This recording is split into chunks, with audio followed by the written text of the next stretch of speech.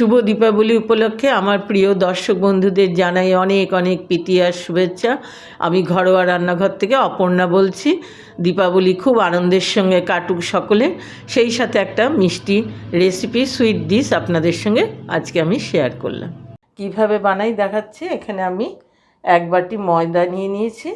এর মধ্যে নুন মিষ্টি কিছুই যাবে না, শুধু তেল দিয়ে ময়াম দিয়ে মাখতে হবে। আমি এখানে 2 টেবিল স্পুন মতো তেল দিলাম। এবার এটা দিয়ে ময়াম দেব। জিনিসটা খুব খাস্তা হবে, মুচমুচে হবে, কিন্তু রসের হবে।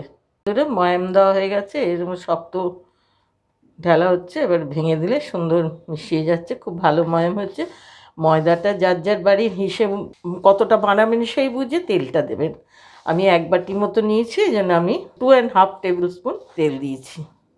দিয়ে এভাবে ভালোভাবে ময়াম দিয়ে অল্প অল্প এবার জল দিয়ে আমি এটাকে ডো বানাবো। একটা টাইট ডো হবে এটা, একবারে জল দেওয়া যাবে না। এরকম একটা শক্ত টাইট ডো তৈরি করতে হবে। খুব ডোলে ডোলে এটাকে বানাতে হবে। এবার 10 মিনিট এটাকে রেস্টে রাখলাম। 10 মিনিট পরে ফিরে আসছি আবার। যতক্ষণ ডোটা রেস্টে আছে ততক্ষণ আমি সুগার সিরাপটা বানাচ্ছি। 1 বাটি সুগার দিলাম, তার থেকে একটু কম, এতটা কম জল দিলাম। সুগারটা একটু ঘন হতে হবে, একটু আঠা আঠা একতারের সিরাপটা হবে। দর্শক বন্ধুরা, সুগার সিরাপটা হয়ে গেছে। হাতে দিয়ে দেখবেন এইভাবে আঠা আঠা, বেশ আঠা আঠা হয়েছে। আর এটা ফোটানো চলবে না, অফ করে দিলাম গ্যাস। একটু ঢাকা দিয়ে রাখবো। 10 মিনিট পরে আমি এসেছি, এটাকে ওপেন করেছি। এবার একটু ডলে নিয়ে লেচি কাটবো। আমি লুচির যেমন লেচি বের করে সেই রকম, তার থেকে বেশি না, এরকম এক একটা হবে।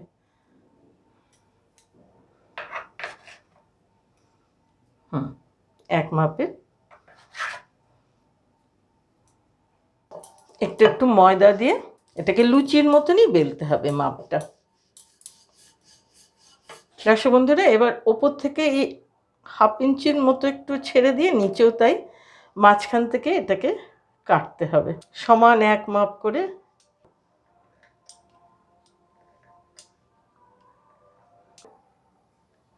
এবার এগুলোকে এরকমভাবে এলোমেলোভাবে, খুব গুছিয়ে কিছু জুড়তে হবে না, এইভাবে এগুলোকে এই ওপরের আর নিচের অংশটাকে এবার একটু চেপে দিলাম। ব্যাস, এরকমভাবে এর নাম এলো ঝেলো।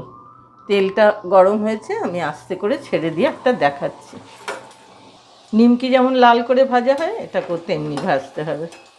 আমার এটা ভাজা হয়ে গেছে, তুলে নিচ্ছি। ঠিক এরকম নিমকির মতো এটাকে ভেজে নিতে হবে।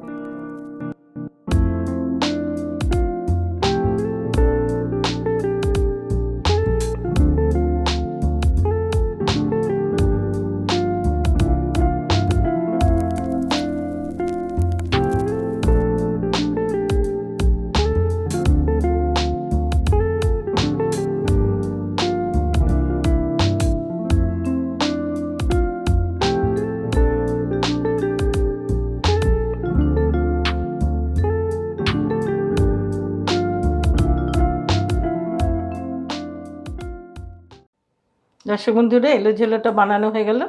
ঠিক এইরকমভাবে বানিয়ে নেবেন। এরপরে এটাকে আমি রসে দেবো, একটা একটা করে রসে দেবো। নেড়ে চেড়ে, বেশিক্ষণ রাখা চলবে না, যতটুকু রস সেই হিসেবে, কেননা এটা মুচমুচেটা নষ্ট হয়ে যাবে।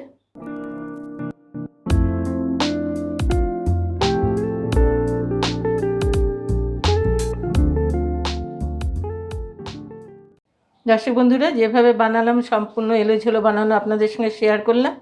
আমি ওর উপরে একটু রস ছড়িয়ে দিচ্ছি আরও এইভাবে। আর বন্ধুরা, আমার রেসিপিটা ভালো লাগলে লাইক করবেন, সাবস্ক্রাইব করবেন, বেল আইকনটা টিপে দেবেন, যাতে নতুন রেসিপিগুলো সব আপনারা দেখতে পান। আর অনেকের সঙ্গে শেয়ার করবেন বন্ধুরা। দীপাবলি উপলক্ষে এই মিষ্টির ডিশটা আপনাদের সঙ্গে শেয়ার করলাম আজকে। দীপাবলি সকলের আনন্দে, লাইটের সমারোহ, মায়ের আরাধনায় খুব ভালোভাবে কাটুক, এই কামনা করে আজকের মতো রাখলাম।